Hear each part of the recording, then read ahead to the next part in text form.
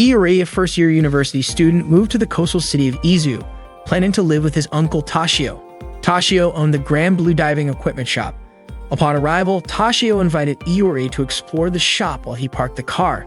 Since he was about to start college, Iori decided to stay with his uncle. It had been 10 years since he last visited the coastal city. While enjoying the sea view, Iori suddenly noticed a girl removing her diving suit. Their eyes met. Shortly after, Tashio called him, and Iori immediately went to his uncle. Iori felt he had seen the girl somewhere before and was curious about the kind of people he would meet in his new environment. Opening the door, Iori was shocked to see a group of men playing rock, paper, scissors. These people were far from what Iori had expected in his new surroundings. Tashio welcomed Iori to his shop.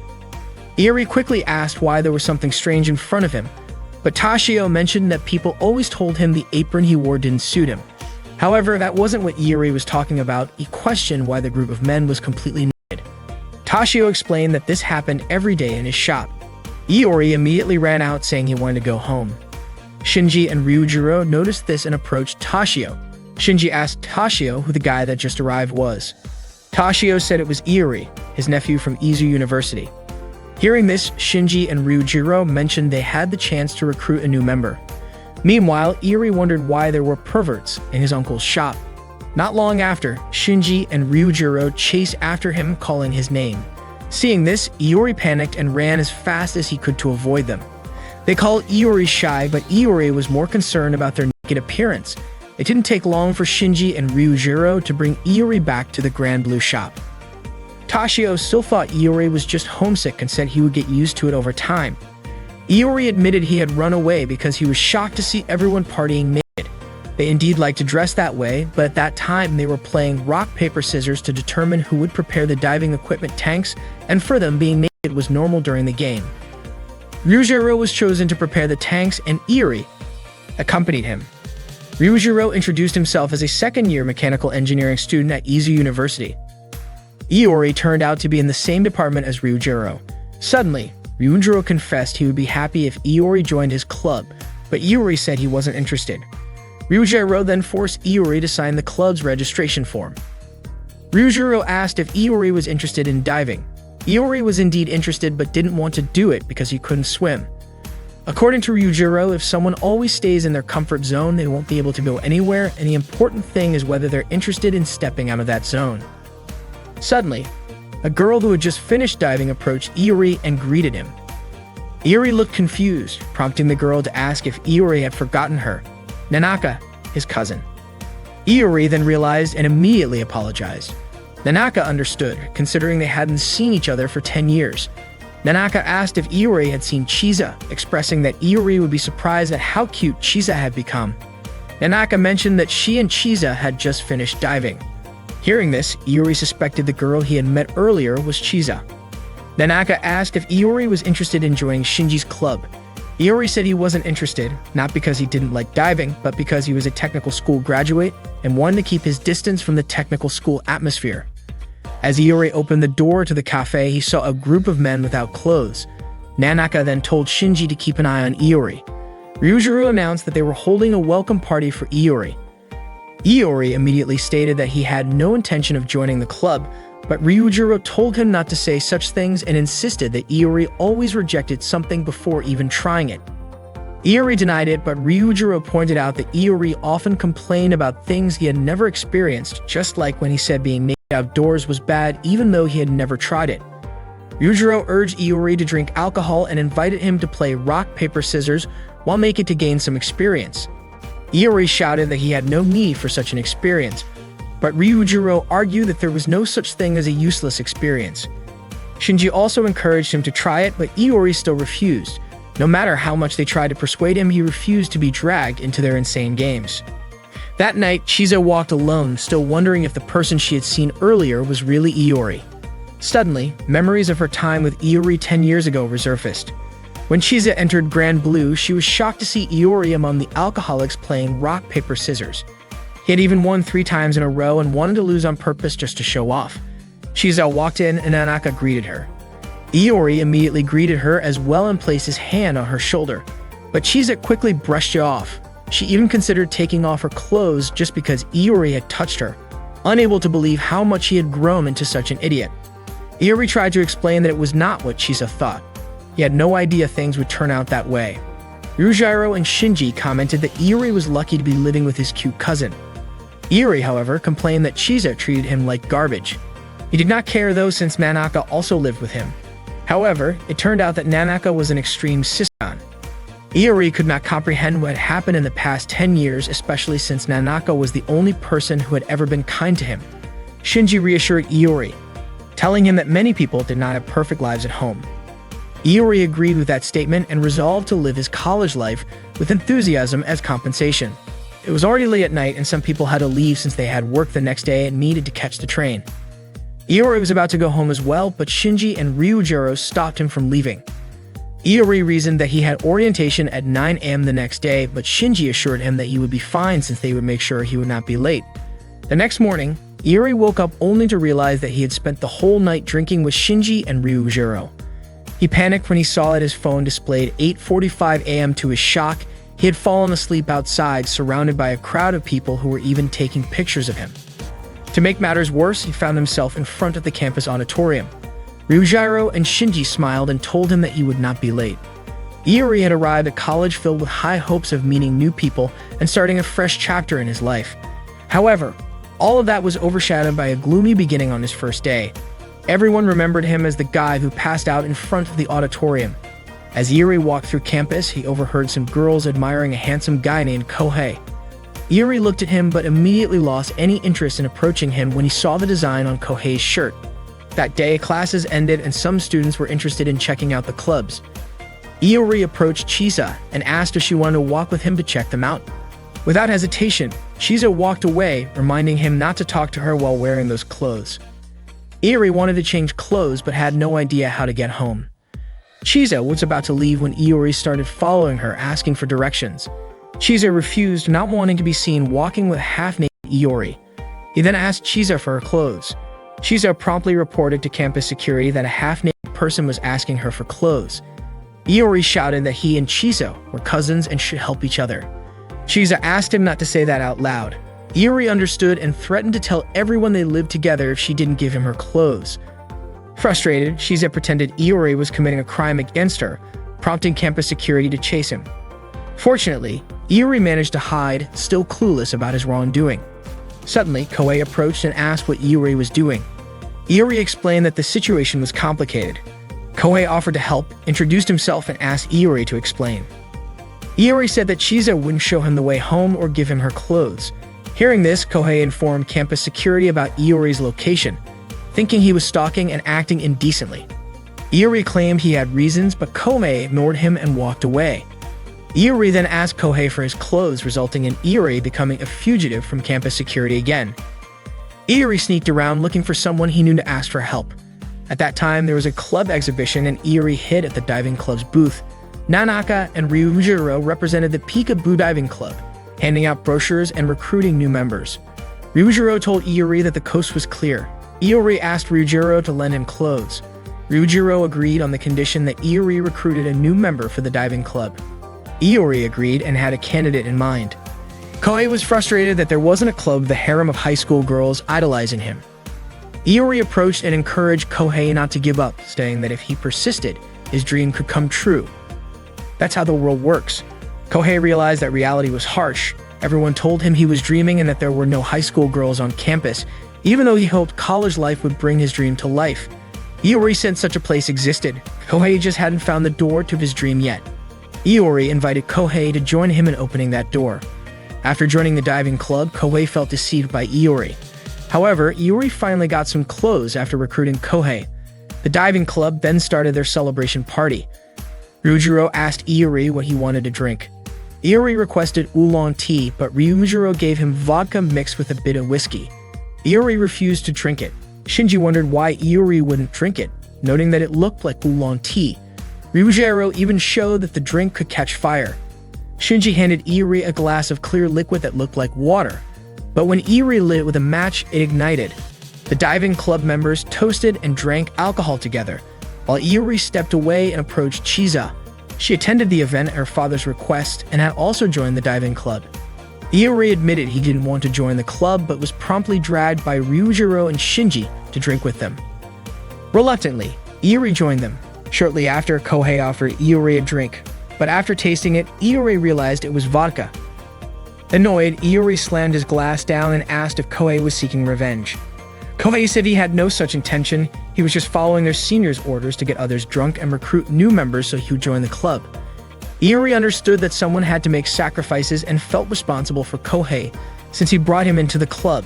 Iori said he would get drunk alone and that Kohei should stick to drinking oolong tea. Kohei mentioned that Iori had made a beautiful self-sacrifice, but he only realized it was alcohol after taking a sip. Kohei immediately attacked Iori, and they started fighting. Shinji approached them and suggested a laughing contest. The rule was simple: whoever spit out their drink would lose. Iori and Kohei were intrigued by the idea, and all the club members cheered them on. In the first round, Iori had to hold back his laughter while Kohei tried to make him spit out his drink. Kohei attempted to make a ridiculous face, but it did not seem to work. Ryujiro then approached Kohei and advised him to change his strategy. He explained that people tend to laugh when they are supposed to remain serious. Taking his advice, Kohei decided to reveal something unexpected. He admitted that he used to be an otaku. The moment Iori heard this, he immediately spit out his drink. Kohei remarked that Iori could not hide his surprise, but Iori countered by saying that Kohei was the one who could not hide his otaku nature. Since Iori had lost the round, Shinji instructed him to do a sosu, meaning he had to chug an entire alcoholic drink in one go. Iori complied and immediately became dizzy, nearly bumping into someone. In his drunken state, he blurted out a pun in front of a senior. Upon hearing it, Kohei could not hold back and ended up spitting out his drink as well. As a result, Kohei also had to do a sosu. However, to everyone's surprise, Iori was ordered to do another one because making a pun in front of a senior was considered disrespectful. In the end, both Kohei and Iori had to chug their drinks together. They vowed to get back at each other for this, and the laughing contest continued until their bodies could no longer handle any more alcohol. Eventually, both of them ended up vomiting. Seeing this, Ryujiro poured them some liquid and handed it to them. They eagerly drank it, thinking it was water, but after reading the label on the bottle, they realized it was alcohol with a 96% alcohol content. Ryujiro simply remarked that they must really enjoy drinking.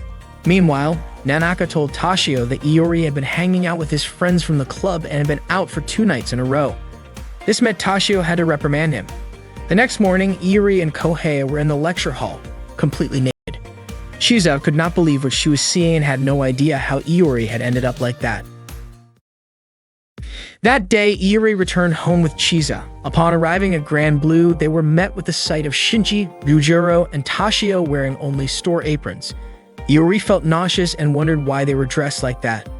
They laughed with Ryujiro, explaining that they were about to go diving and were wearing swimsuits under the aprons.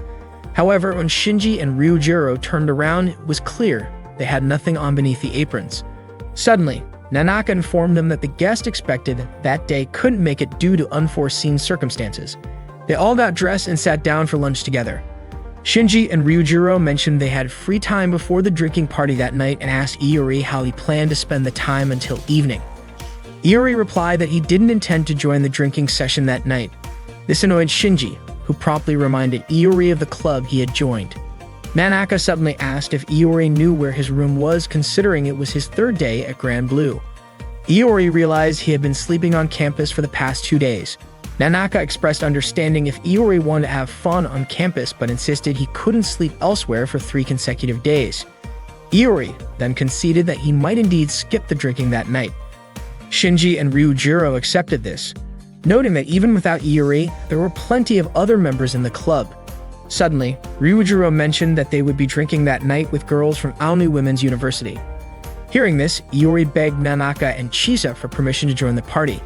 Seeing Iori kneeling before Nanaka and Chiza, Ryujiro and Shinji asked what he was doing. Iori stated that he now remembered the club he had joined wasn't just about diving. Nanaka and Chiza were puzzled as to why Iori had taken off his clothes. Iori explained it was to show his sincerity. Despite Iori's earnest pleas, Nanaka remained firm, knowing he just wanted to have fun. At that moment, Iori asked Ryujiro and Shinji how he could get permission to go out that night. Shinji suggested giving up as Nanaka was very strict, but Iori refused to surrender. Shinji was curious about Iori's determination. Iori admitted it was driven by his sexual urges. Seeking advice on convincing Nanaka, Ryujiro suggested that Iori unpack his belongings in his room, but Iori felt that wasn't enough. Ryujiro then recommended decorating his room to make it look more mature. Ryujiro and Shinji even offered to help. Iori promptly informed Nanaka that he had finished unpacking and claimed he had become a mature man. When Iori showed Nanaka his room, she was shocked by the decor, filled with adult books, tapes, and pictures. Iori remarked that it wasn't supposed to be like that. Nanaka, surprised, commented that it seemed Iori had indeed matured. Shinji and Ryujiro asked Iori if the plan had worked. Iori scolded them, and Shinji wondered why it hadn't succeeded. Ryujiro noted that when a mother finds adult magazines in her son's room, she considers him grown up. Iori had hoped they would decorate his room normally, like a typical college student's first place living alone. However, Shinji and Ryujiro exclaimed that Iori should have said so earlier. Iori admitted his mistake in asking them for help and told them to take the magazines out of his room. Shinji said that he had actually planned to give one to Iori as a welcome gift and asked him to choose his favorite. Not long after, Chisa came to Iori's room to give him a shelf she no longer used. However, she suddenly saw Iori and his friends watching an adult film together. Without hesitation, Chisa hit Iori with the shelf she had brought. Iori blamed Shinji and Ryujiro for making Chisa misunderstand the situation. Shinji refused to take the blame, pointing out that Iori was the one who invited them to watch. Frustrated, Iori told them to leave but asked them to leave one tape behind for him. Shinji and Ryujiro refused to abandon Iori in his state of distress. They asked for one more chance to redecorate his room, and Iori decided to trust them. Iori then headed to the store where he ran into Toshio. Toshio asked if something had happened as Chisa looked upset. Iori explained that he was getting a warm welcome from his seniors. Toshio commented that Chisa was not handling the situation very maturely. Suddenly, Nanaka greeted Iori. As he was about to explain the misunderstanding about his room's decoration, Nanaka surprised him by saying she did not mind at all. She even mentioned that she had asked for friends, and they told her that it was normal for guys Iori's age. Iori explained that his seniors had been messing with him and that his room's decoration had already been restored to normal. Just then, Kohei was seen returning an adhesive to Toshio. Iori had a bad feeling about his room. His instincts proved right. Kohei had redecorated it entirely with images of loli characters. Horrified, Iori immediately tore down the giant poster. Kohei was furious and even cursed him for it. Iori was exasperated that his room was now filled with Kohei's terrible taste. Soon after, Shinji and Ryujiro arrived to check on Iori's room. They explained that they had asked Kohei to decorate it since he was also a freshman. However, this was not what Iori had wanted at all. He wanted the complete opposite. Kohei finally understood and agreed to redecorate the room again. Iori told him to leave, but Kohei refused.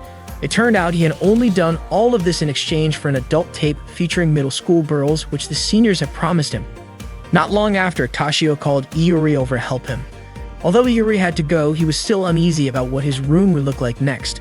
His worst fears came true. When he returned, he found his room covered in BL, Boys Love, posters. Furious, Iori immediately punched Kohei. The new decoration was even worse than the last one. Iori ordered everyone to leave, but they ignored him. Shortly after, Nanaka called out to him, offering to help redecorate his room. However, Iori insisted that he was fine. Then the voices from the BL video the seniors were watching echoed through the room, sending shivers down Nanaka's spine. Horrified, she quickly left to call her friend again.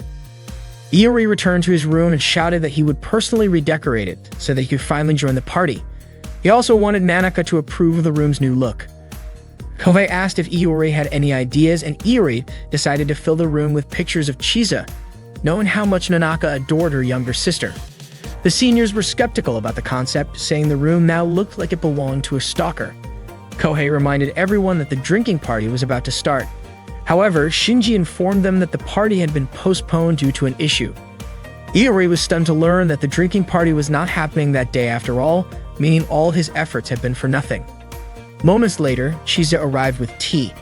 Upon seeing so many pictures of herself in Iori's room, she immediately took action, leading to Iori being confined in an empty room as punishment. The following morning, Iori woke up to find the club members gathered in his room. Curious about their presence, he asked why they were there. It turned out that the room was their usual gathering spot and they couldn't just change it because of him. Iori then headed to the shop where Toshio and Nanaka greeted him. Nanaka even complimented Iori for wearing clothes that day. Toshio inquired about any club activities scheduled. That day was meant for introducing new members who had joined. Nanaka asked how many new members there were.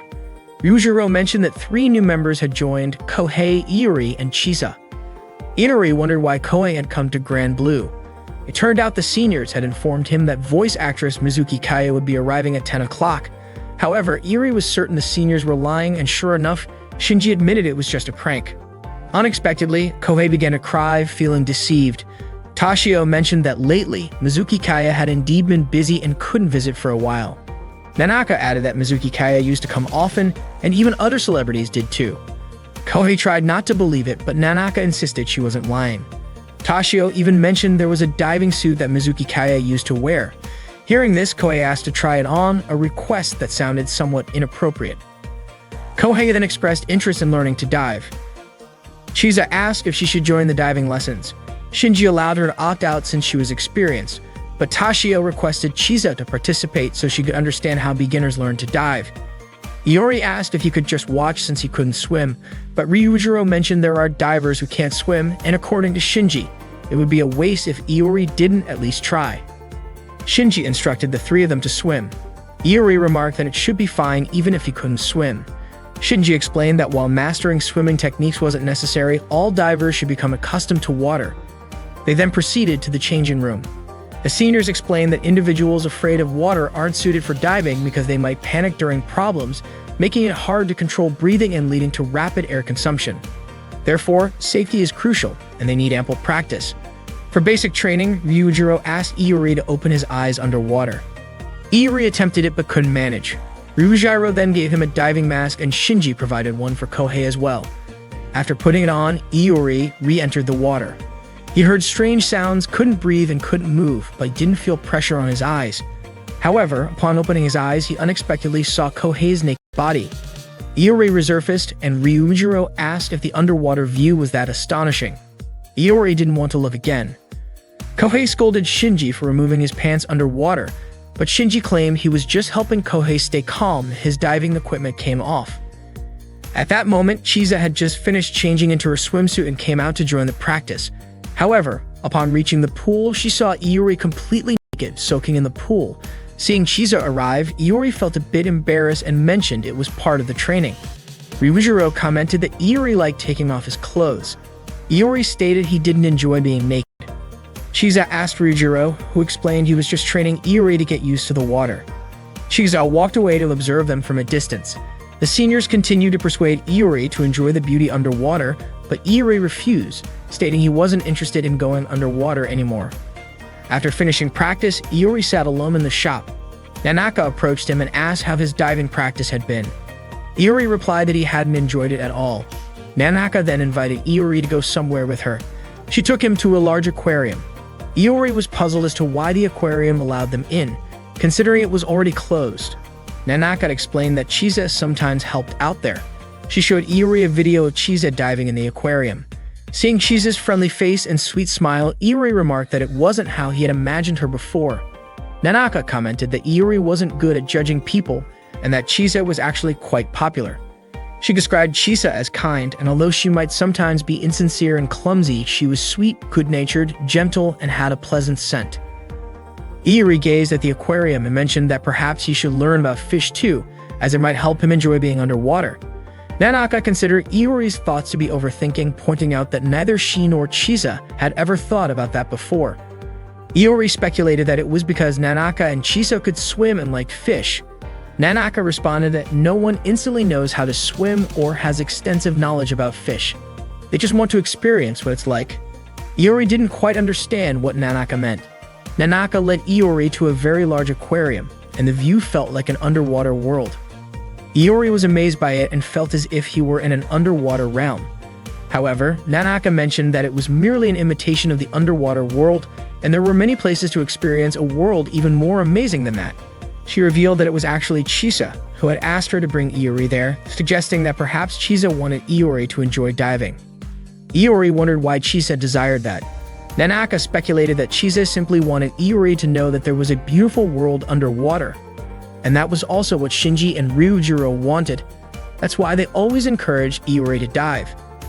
Iori then understood that no one likes to hear negative things about what they enjoy, and it's better to have many friends who share the same pleasures. That way it's more enjoyable for both him and them. Nanaka also wanted Iori to understand that although water can be intimidating, there's also a lot of fun to be had. Iori expressed that he was now more interested in the underwater world, which pleased Nanaka. After returning from the aquarium, Iori gave Chizette a keychain as a souvenir. Chizette remarked, asking if Iori hadn't considered how often she went there. Iori explained that the keychain was a token of his gratitude because Chizette had persuaded Nanaka to take him there. Chizette simply wanted Iori not to belittle diving activities, and Iori responded that he would give it a try. Chizette accepted the souvenir and asked how it felt underwater. Iori admitted that he didn't like it yet, but he wanted to get closer to it, which is why he wanted to give Chizette that gift, and he thanked her. Chizette suggested that Iori should have bought something cuter. That night, Iori dreamt of wearing a girl's high school uniform preparing to serve his seniors. Upon waking the next morning, he felt disturbed by the nightmare. He encountered his two seniors carrying a girl's high school uniform, which made him scream as it reminded him of his dream. Kohei wondered why they had given him a boy's high school uniform. Shinji mentioned that it was time to focus on club activities. Chizette approached them and was puzzled to see Kohei and Iori holding girls' uniforms like perverts. Iori insisted it was a misunderstanding, and Kohei explained that the uniforms were for diving. They were unsure how to wear them. Kohei even dressed his Ani-made body pillow in the uniform, believing it could ward off sharks. Shinji and Ryujiro then presented the actual diving equipment, revealing that the high school uniforms were not part of it. Iori and Kohei felt deceived. Shinji explained that diving requires significant funds, and the high school uniforms were a means to generate money. Kohei and Iori imagined how they could use the uniforms to earn money. Iori even envisioned selling himself to wealthy older men, bringing him to tears. Shinji informed them about the Izu Summer Festival, an event at their campus scheduled for May, which included an inter-club male beauty contest. The winning club would receive a cash prize, and they wanted Kohei and Iori to participate. Naturally, Iori and Kohei immediately refused. Ryujiro mentioned that the male beauty contest was called Danken, which sounded like a term for male genitalia. Iori and Kohei were shocked by the inappropriate sounding name. Iori asked if Chizette was aware of it. She had seen it the previous year. Kohei was unwilling to participate in the contest, especially wearing such uniforms and being laughed at. Shinji told Kohei that he was a sweet guy and should use his charm to help the diving club. Iori remarked that this meant they didn't meet him since they already had Kohei. Shinji stated that Iori would participate in the comedy category. Ryujiro asked Kohei and Iori to wear diving suits. That day, the seniors took them to the sea. Iori inquired if Chizette would join them, but she said she was tending the shop. Before Iori left, Chizette asked if he was looking forward to starting college life. Iori admitted he had been, but not anymore. Chizette was confident Iori would enjoy it. Iori trained with Ryujiro, while Kohei trained with Shinji. Ryujiro planned to teach Iori how to breathe underwater. He instructed Iori to place the regulator in his mouth and inhale. Iori tried it and found it very different from regular breathing. It required more effort to take a breath. Ryujiro acknowledged that it might be difficult at first, but assured Iori he would get used to it, encouraging him to try it underwater. Iori did so but soon surfaced, gasping for air. He tried again, but the second attempt was the same. He still ran out of breath. Iori felt scared to breathe underwater, but Ryujiro assured him it was only challenging initially and that he would get accustomed to it over time. Iori tried once more, but this time water entered his diving mask. Ryujiro adjusted the slightly loose mask. Suddenly, Iori noticed two people in a hurry and asked who those customers were. Ryujiro explained they were clients diving before their work commute. Iori was surprised that despite their busy schedules, they were willing to spend their valuable time and money to dive. Ryujiro expressed how amazing the place was. Iori recalled the large aquarium he visited with Nanaka the previous day. Ryujiro admitted he also feared running out of air underwater. He showed the spare regulator and explained it should be given to a friend who runs out of breath. He also mentioned the weight belt always faces the same direction, so it can be quickly removed in case of emergency. The diving equipment is designed not only for the user's safety, but also to assist diving buddies, and it has undergone thorough safety testing. Ryujiro assured Iori that he wasn't alone and that he would be there with him. Therefore, Iori should muster the courage to dive, knowing that Ryujiro would certainly come to his aid if needed. Iori began descending to the seafloor. When his knees touched the bottom, he opened his eyes and breathed calmly. He couldn't believe he had actually done it and didn't feel any discomfort. He discovered an underwater world he had never seen before, referring to it as a new world unknown to him. After the diving practice, Iori immediately approached Chisa, expressing that he now understood how amazing it was to breathe underwater, even though he couldn't swim, and described it as exploring a new world. Iori even compared it to being in outer space and experiencing zero gravity. He enthusiastically shared his first experience, and Chisa instructed him to change clothes. Shinji told Kohei that joy comes from understanding how to do something never done before. They gathered again for drinks at the shop. Tashio served food and asked if Iori had overcome his fear. Iori admitted he still felt anxious about entering the water, but Ryujiro noted that Iori was beginning to appreciate the joy of being in a new world.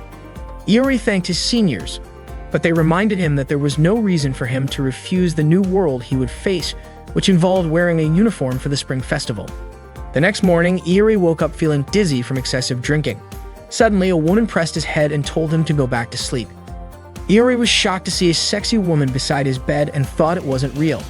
However, he considered that getting drunk and waking up next to a half-naked girl was normal at that time. Iori didn't even recognize who the girl was. Shinji and the others woke up, and Ryujiro mentioned that their club was an inter-campus club and that the girl was Azusa from Aomori Women's University. Iori asked why Azusa was sleeping there. Shinji suggested it was because there was a place to sleep there, but Iori pointed out that he had gone to bed first. According to Shinji, Azusa wasn't concerned about such matters, as evidenced by her clothes scattered around. Iori wondered why a woman would undress in a room full of men. Iori was surprised to see Ryujiro and Shinji dressed that day. It turned out they had activities outside and had invited Azusa. That morning, Azusa cooked okonomiyaki for them. After Kohei tasted it, he found it delicious. The club planned to sell okonomiyaki at the Izu Spring Festival, with the proceeds going to club funding. Therefore, Azusa would teach the new members how to make it that day. Meanwhile, Shinji and Ryujiro went to prepare the equipment, and after finishing, they would all eat together. Previously, Shinji and Ryujiro informed Kohei and Iori about an important matter regarding the Izu Spring Festival. They were actually tasked with persuading Chisa to participate in the women's beauty contest, with the promise that if Chisa won, it wouldn't have to join the men's contest. While learning to cook, Iori and Kohei pondered how to get Chisa to agree, knowing she usually refused to participate in beauty contests. They concluded they needed to catch Chisa off guard. Their plan was to get Chisa drunk and then trap her into agreeing to join the contest. Iori and Kohei began their scheme. Iori pretended to be hot and asked for a drink, to which Kohei agreed to prepare. Kohei returned with 2 glasses, claiming both contained oolong tea. However, the glass in his left hand held oolong tea, while the one in his right was a mix of vodka and whiskey. Iori took the glass from Kohei's left hand and offered it to Chisa, but she declined, saying she was busy. Suddenly, Azusa grabbed the glass from Kohei's left hand and drank it. Azusa sensed something unusual in Iori's drink, but Kohei insisted there was nothing odd and urged Iori to prove it. Their first attempt failed, so they switched roles. This time, Iori prepared the drinks. Unfortunately, while mixing them, Chisa approached Iori and remarked that his actions were truly awful, suspecting he was trying to get Kohei drunk. Once the food was ready, Azusa tasted Chisa's cooking and found it quite good. As they were eating okonomiyaki, Kohei and Iori suddenly offered Chisa a beer, but she refused. Azusa immediately requested the beer, commenting on how considerate Iori and Kohei were. She also mentioned hearing from Nanaka that Iori and Kohei were amusing, revealing that Azusa was the friend Nanaka often called, so she knew a lot about Iori. Iori then realized that Azusa must be aware of his room's decorations from that time. Accidentally, Iori spilled his drink and Azusa helped him clean up. During this, Iori explained that all the pornographic and homoerotic items in his room were just a misunderstanding. Suddenly, Azusa confessed that she liked both, feeling happy to meet someone with similar interests. Kohei didn't understand their conversation and reminded Iori to continue their mission to get Chisa drunk. Kohei and Iori prepared oolong tea and shaved ice made from alcohol, but fortunately, Chisa declined them. Chisa didn't understand what Iori and Kohei were trying to do, but Azusa questioned why they wanted to get Chisa drunk. They denied the accusation. Finally, Kohei and Iori confessed that they wanted Chisa to participate in the beauty contest, but Chisa immediately refused. They kept pleading, but Chisa remained firm in her decision. Azusa suggested that wasn't the right way to ask, and that they should explain their reason. Iori explained that if Chisa entered the beauty contest, They would get money and wouldn't have to join the men's contest. After hearing their reason, Chisa still refused to participate in the women's beauty contest. That night, Iori and Kohei informed Shinji that they had failed to persuade Chisa, meaning they would have to join the men's contest. Iori asked who had participated in the beauty contest the previous year, and it turned out Azusa had represented the diving club, but was eliminated in the first round because she forgot her swimsuit and only wore underwear, leading to disqualification. Shortly after, the club members started a rock, paper, scissors game. Azusa, who was sitting with Nanaka and Chisa, expressed her desire to join the men. Nanaka was surprised that Azusa was interested in such things. Seeing Azusa approach and express her wish to join, Iori and Kohei were shocked, not expecting that the loser of the game would have to strip. Azusa was already familiar with the rules of the game, and she was not going to end up completely naked since she was a woman. Iori was eager to take the first challenge against Azusa, but before long he lost and was already stripped down. He tried again to take another chance, but once again he lost. Azusa laughed, clearly entertained by Iori's antics. They continued with a speed-based challenge, and Iori showed no signs of giving up. By the end of the game, Azusa had successfully gotten both Kohei and Iori completely naked. Azusa returned to the table with Chisa and Nanaka, commenting on how fun the game had been.